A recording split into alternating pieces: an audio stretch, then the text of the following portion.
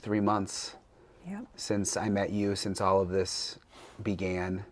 I mean, what is it like in the neighborhood? It's pretty quiet now. Everybody's gone. I think there's a couple of YouTubers that are still out there, but it's quiet, but there's a sadness. Yeah, like we all miss Nancy, for sure. How often do you think about it? Pretty much every day. I mean, I think about her, and hopefully they'll come to some resolution and figure out who took her and what happened. We'd love to know that, yeah. Has there been any like updates? I mean, you live so close to her. Did they come around, and have you like spoken to the police at all? Not really. The FBI a couple of times, as you know, but nothing. No, they don't. I see their cars, but not them on foot or anything. Yeah. The FBI's come back just to see what. Yeah, and I don't know how much you want to say, but yes, the FBI have been here. Brian, well, should I say? Yeah, I mean, it's. The yellow ribbons are still there, tied to mailboxes, wrapped around tree trunks, faded just enough to tell you they've been through weeks of Arizona sun. You walk down this street today and you feel it immediately. Something happened here, something that isn't over. It has been 87 days since Nancy Guthrie vanished. No arrest, no body, no answers. Before we get into what the FBI has been asking her neighbors, and we are going to get into all of it, you need to understand who Nancy Guthrie actually was. Not Savannah Guthrie's mother, not a headline, a person. She was 84 years old. She was vivacious, open, and warm. She was the kind of woman who would invite a stranger onto her porch and talk for 2 hours. She had lived in this Tucson neighborhood long enough that the people around her didn't just know her name, they knew her laugh. And right now, they don't know where she is. Stay with us, because by the end of this video, you will understand exactly what the FBI has been doing on her street, and you will understand why one search organization is still sitting and waiting for a phone call the sheriff refuses to make. The flowers outside her house are still fresh. Someone keeps replacing them. That tells you everything about how this neighborhood feels 87 days in. The world moved on. These people didn't. Share this video right now. Someone watching might carry the one tip that breaks this case open. Now let's get into what's actually been happening. Because while this neighborhood went quiet, the FBI didn't. The FBI has been coming back to this street, again and again. And what they've been asking the people who live here tells us far more than the sheriff's office ever has. Meet Aldine. She is not a detective. She is not a federal agent. She is Nancy Guthrie's neighbor, a woman who lived beside Nancy for decades, who knew her voice, her habits, her character. And right now, the FBI keeps showing up at her door. Not once, multiple times. That pattern matters. When federal investigators return to the same address repeatedly, they are not making courtesy calls. They are pulling on a thread. Here is the first thread they pulled. Strange letters began arriving at Aldine's home. Some were addressed to outside journalists actively covering the case. The FBI collected every one of them. The contents remain unclear, but the Bureau considered them significant enough to retrieve personally, and significant enough to assign an agent to follow up directly with Aldine. Think about what that tells you. Then there's January 11th. Aldine was at her window that night. She saw a figure walking down the street. The behavior was unusual enough to register. The face was never visible. She reported it. The FBI came back after that detail became public and pressed her further. They are still working that thread. Meanwhile, inside Nancy Guthrie's home, investigators recovered a strand of hair. It has been submitted to the FBI laboratory for DNA analysis. Results are still pending. No match has been announced publicly. And the task force investigating this case is not just looking at recent history. They are going back years. Contractors, repair workers, anyone who ever stepped inside Nancy's home or onto her property, even for one visit a decade ago. Because statistically, the person responsible almost always has a connection. Sometimes a small one, but a connection. The FBI is not treating this case like a cold file, they are treating it like a live wire. So why is the most organized search offer in this case still sitting on a table with no response? Here's what doesn't add up. With FBI visits, DNA evidence, and tips still coming in, one local agency has been doing everything in its power to keep outside help out, and the people who could search that desert for Nancy are still waiting.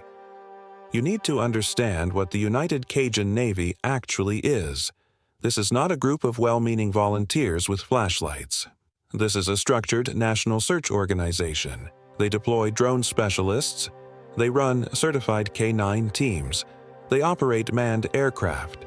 They use thermal imaging technology to detect heat signatures across vast terrain. They are professionals, and they offered every single resource to this case at no cost. Their proposal for the Nancy Guthrie search included 5 specific operational elements. 1. UAV aerial grid. Mapping. Drones covering the desert terrain surrounding Tucson in precise, documented sweeps. 2. Photogrammetry analysis. Building a full topographical picture of the search zone before boots hit ground. 3. Thermal drone sweeps. Detecting unusual heat signatures and wildlife activity that could indicate human remains. 4. Rotating certified K-9 teams. 2 teams cycling through the brutal Arizona heat so one rests while the other works. 5. Cross-border partnership. Coordination with a Mexican search organization called the Topos, who are deeply familiar with terrain along the U.S.-Mexico border and operate in areas most teams cannot safely enter. The Pima County Sheriff's Office responded with one email. "Thank you for your concern. We are not accepting outside help at this time. No follow-up, no counter-proposal, no explanation." Now consider this statistic. In 50% of their searches across this country, the United Cajun Navy finds human remains. Not of the person they are searching for, but of someone else entirely. Someone else who is missing.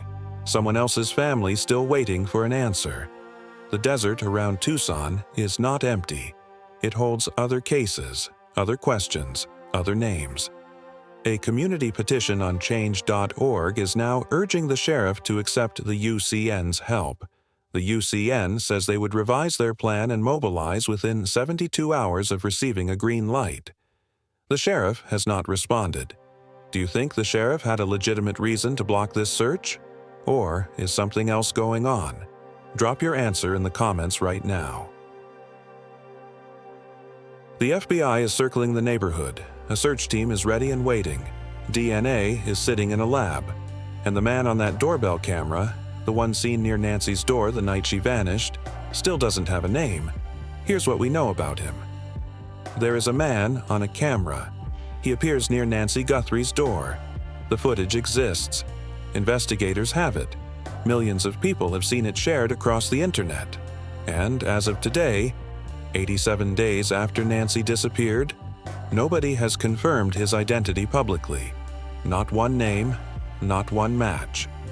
Aldine said it plainly. She did not reach for dramatic language. She just said what every person in this neighborhood believes. Someone just has to talk. Someone knows that man in the video. That is the entire equation. This case does not need a laboratory breakthrough. It does not need a new federal initiative.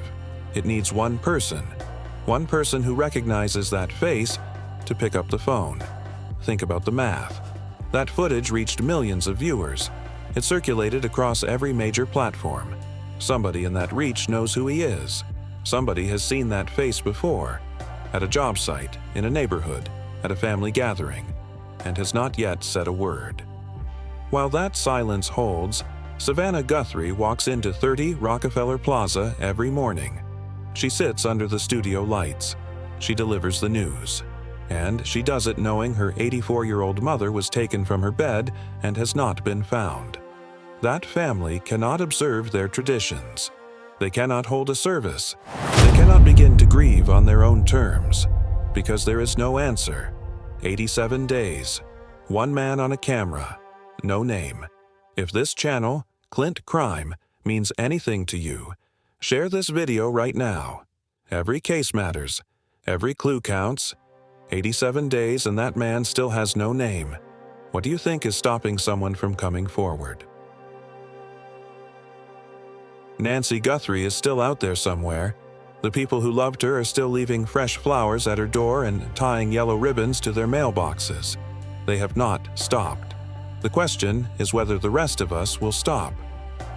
The flowers outside Nancy's house are still fresh. Someone keeps bringing them. That is not sentiment. That is a neighborhood refusing to let the world forget a woman who deserved better than this. This case does not need a miracle.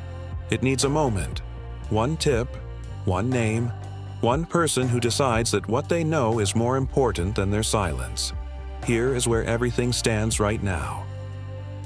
DNA evidence sits in an FBI laboratory waiting for a match. The task force is still active, still working backward through years of contacts and connections. The United Cajun Navy offer is still on the table. The sheriff has still not responded. Nancy Guthrie was 84 years old. She was taken from her bed. She was vivacious and kind, and she welcomed people in. She deserves an answer. Her family deserves an answer. Her neighborhood deserves an answer. And somewhere, right now, someone has it. Do you believe this case will be solved? Tell us in the comments what you think happened to Nancy Guthrie. Subscribe to Clint Crime so you never miss an update on this case. Share this video for Nancy. Put it in front of the one person who might finally talk. Like it, so this story keeps reaching people who need to see it. Every case matters. Every clue counts.